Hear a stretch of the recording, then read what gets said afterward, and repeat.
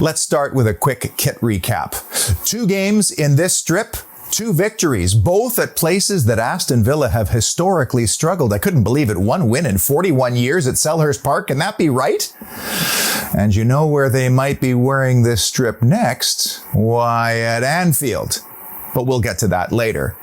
It's a perfect start for a former Anfield boy, Steven Gerrard. 2 wins to start his Villa tenure. The only person who ever accomplished that was this guy, which has me feeling rather festive and nostalgic. So I'm pouring you the parlor cocktail of choice tonight, a rusty nail. All you need is Scotch whiskey. It doesn't have to be dear. I'm using Super from Japan in honor of Super John McGinn. 2 parts of this and 1 part of Drambuie, a lovely holiday drink. Put those together in a glass with a nice big old ice cube and an orange peel, and you have yourself a potent and surprisingly good cocktail. Kind of like how Aston Villa played on the weekend. Potent and surprisingly good as we recap Crystal Palace 1, Aston Villa 2.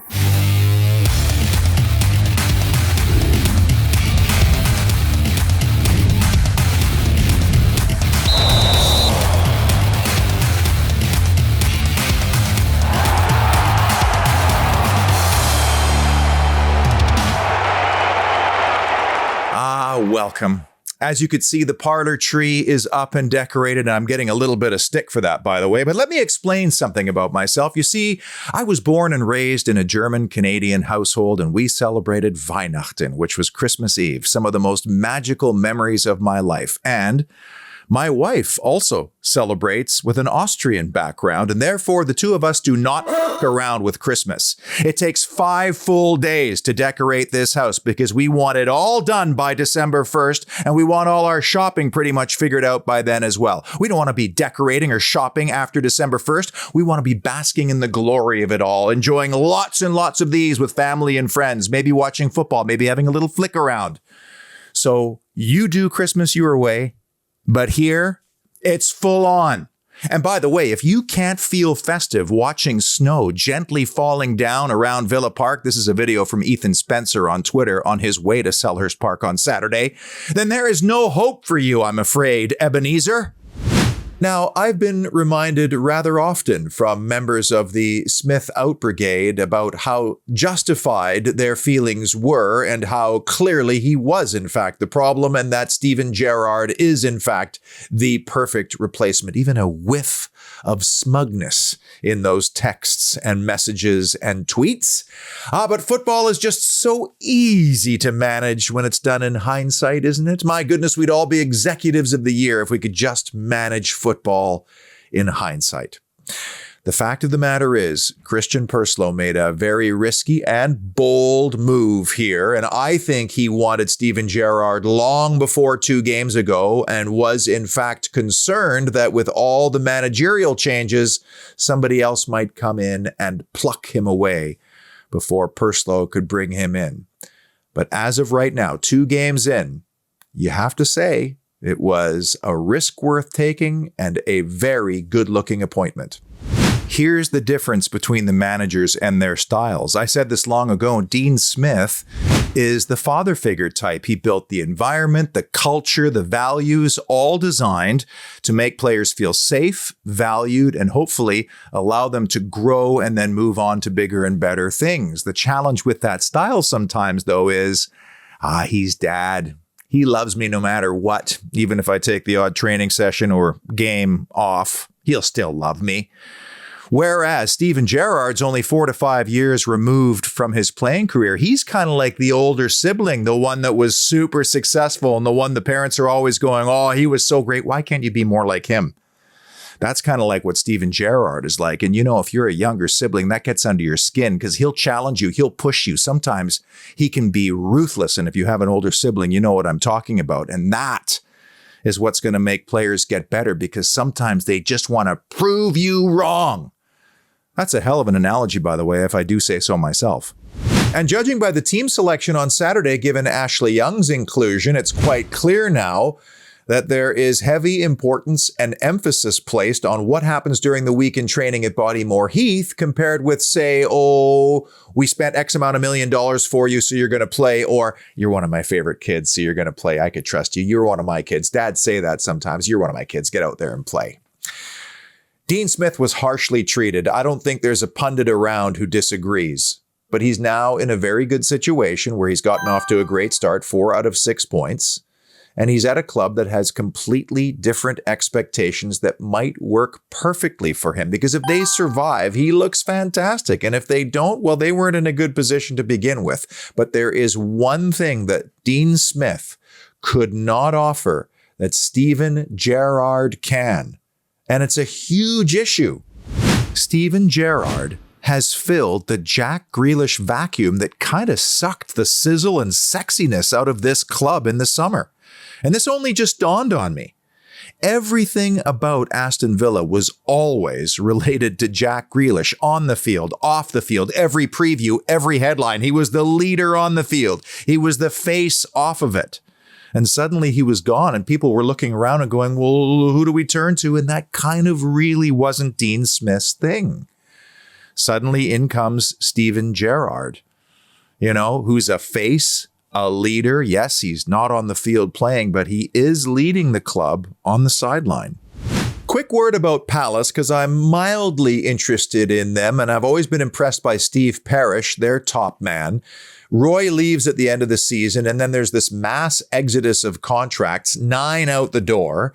A lot of experience in that group. And then 9 players come in while a number of candidates are interviewed, but for some reason don't take the job. Guys like Lampard, I think Nuno was in there, Lucien Favre. And finally, on July 4th, Patrick Vieira signs on. That's pretty late in the day, and he didn't have a whole lot of say in the transfer window, I don't think. And they get off to a horrendous start, and the bookmakers have them as odds-on favorites to go down. They didn't score a goal in their first 3 games. But what a turnaround. They were the most informed side going into the weekend. They hadn't lost in 7. They were unbeaten at home.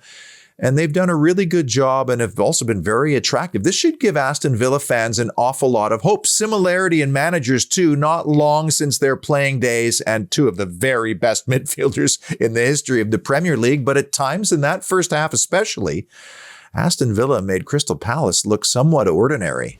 Here it is then, the Holy Trinity, the 3 big issues or moments that defined Crystal Palace 1, Aston Villa 2. And we'll start with the statistical story. I've added a few wrinkles here on top of the expected goals, which Crystal Palace actually just shaded over Villa. But in terms of chances created, Villa were on top 9-8. The pass success percentage, not the greatest again for Aston Villa. In fact, looking at that, you'd think that Crystal Palace would have won the game easily. Successful dribbles, I want to zero in on. You'd think a team with Wilfried Zaha would have had much more success in this area, but look at Villa. They took their man on 10 times and beat them 8 of those 10 times, whereas Palace tried 19 dribbles and were only successful 7 times. And the long balls, again, speak to me about this Aston Villa press and that it's forcing teams to try to play around that trio up front and also the midfield 3. 69 long balls, of which they only completed 50. Villa's ratio not great there either. 20 completed out of 47 attempts. Honorable mention, Aston Villa kind of had to battle a referee on his Premier League debut who I thought had a rather poor outing. I mean, Wilfried Zaha was very lucky not to be sent off around the 30-minute mark for his reaction to Matty Cash. And then there were the 3 Ollie Watkins penalty incidents, and I agree with Karen Carney on the broadcast. By the way, I rate her. I think she has excellent insights as an ex-pro. And she said it. It would have been very hard for VAR to overturn those decisions had they been given.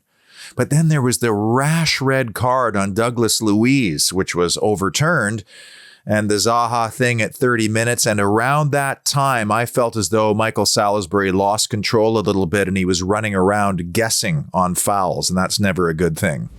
Another honorable mention, how shocking were Palace from that corner. This is a side that is already going into that game conceded 8 goals from corner kicks, make it 9 now. Tyrone Mings draws the attention, and Matty Target really didn't get the greatest connection, but it was good enough in the end. That's a huge goal. Chalk another one up for the set pieces, which we'll do a little bit later. Speaking of set pieces, have you noticed over the last 2 weeks that Aston Villa have completely abandoned the Kashi long throw? And speaking of Mateusz Kaszki, number 3 on the Holy Trinity, Cash versus Zaha. And when you looked at the team sheets and you thought about this game in advance, well, that was a pretty key matchup because Wilfried Zaha is maybe their most slippery and influential customer. And Matt Cash kind of had him in his back pocket all game long, almost drew a red card from him, which he should have, but the stats were good too. 3 tackles, Matt Cash won all of them. 5 aerial duels, he won 4 of them. He had 9 recoveries, 1 interception. He tried 1 dribble and was successful. This was such a disciplined performance all around, but in this particular area, Wilfried Zaha is somebody that Crystal Palace relies heavily on. And when was the last time? I can't remember the last time that Zaha was dragged before the 90 minutes were up. Number 2, the shape. Oh, Steven Gerrard's system is starting to take shape, and it's becoming more and more obvious what the roles are. The front 3 in particular, the 3 with the 2 10s moving together and forcing the ball oftentimes out wide. And when it does go out there, up pops John McGinn, or if it's on the other side of the park, Jacob Ramsey. We saw this time and time again with these 2 midfielders almost pushed right up to the touchline. And then at times they come very, very narrow. In fact, Ashley Young and Leon Bailey were coming in here, and McGinn and Ramsey were moving out here, which allowed Marvelous Nakamba to have the ball, have options, and combine. And in the first half especially, Aston Villa had a lot of the ball, and they looked very, very comfortable with it. There was a great example in the first half where Marvelous Nakamba, of all people, had joined the press, nearly pinched it, and it nearly led to a very big chance for Villa. I'm very curious about what the triggers are for Villa to press. In this particular case that I gave you, I think it was the fact that Conor Gallagher was running backwards towards his own goal, and they just kind of swarmed him. But I go back to last week on the basics. Villa were so patient out of possession. Steven Gerrard calls it suffering. You close down fast, you hold your position, you don't dive in, and the ball comes back to you. It's a basic rule of football. And all over the park, this was happening. And Villa was getting the ball back. And the number 1 big issue or moment that led to success at Selhurst Park, McGinn-Iniesta. Oh, McGinn-Iniesta. I absolutely love no fizzy drink and no ketchup, John McGinn. It wasn't just the goal. And by the way, on the goal, Emi Buendia had just come on. I think this suits him perfectly. Fresh-legged, comes on the field to try to retain possession. He does more than that. How about the split ball? He plays to Anwar El Ghazi. And we know what happens right after that. But it wasn't just the goal for John McGinn. How about the curler that he put just a foot wide in the first half that might have made it 2-0 there? But the statistical story backs up the eyeball test. This was a man-of-the-match performance, starting with the long balls. He tried 4 and connected on 3, big part of his game. He got into 7 tackles and won 6 of them. He tried 3 dribbles and got past his man 3 times. He was not dispossessed once in 90 minutes, and his passing accuracy was at 90%. That is a monstrous performance in the Aston Villa midfield. And my biggest complaint about John McGinn in this season was so off and on. And now it's 2 games in a row. He's been very consistent. And before, when John McGinn scored, it felt like Aston Villa lost. In fact, scored 8 goals. Villa only won 2 of those games. Well, now he's scored and Aston Villa won. And if John McGinn is flying in that midfield is no longer lightweight. This part is so much more fun to do after a game like that. as Aston Villa beefed up some stats, including the away record at a place where they've been so poor, 6 out of 21 away from Villa Park now. Got a VAR decision on the Douglas Luiz red card being overturned. They're back up to +2.